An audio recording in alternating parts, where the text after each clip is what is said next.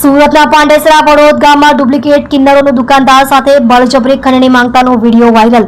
દુકાનદાર દ્વારા ખંડણી નહીં આપતા દુકાનમાંથી માલ સામાન ઉચકી જતા ડુપ્લિકેટ કિન્નર।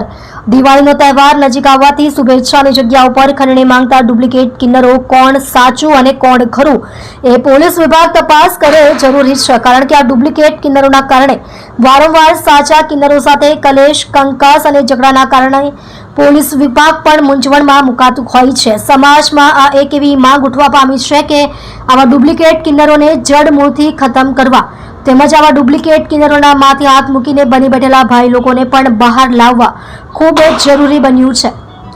આવા ડુપ્લિકેટ કિન્નરો દ્વારા પોલીસ ઉપર પણ હુમલા કરતા અચકાતા નથી, જેનો હાલનો જ કિસ્સો અડાજણ પોલીસ ચોકીમાં બન્યાનો કિસ્સો પ્રકાશમાં આવ્યો છે। લોકચર્ચામાં તો એવું પણ જાણવા મળી રહ્યું છે કે આ ડુપ્લિકેટ કિન્નરોના માથે એમડી ખેંચી બની બેઠેલા ભાઈ લોકોના સહારે ઉડી રહ્યા હોય અને એવા લુખ્ખા તત્વોના ઈશારે એવી દુકાનોમાં ઘૂસી બળજબરીથી ઉઘરાણી કરી રહ્યા હોય એવું પણ જાણવા મળી રહ્યું છે। તો હવે પોલીસ કમિશનર શ્રી અનુપમસિંહ ગેહલોત આવા ડુપ્લિકેટ કિન્નર તેમજ એમના બની બેઠેલા આકાઓનું સરઘસ ક્યારે કાઢશે એ જોવું રહ્યું।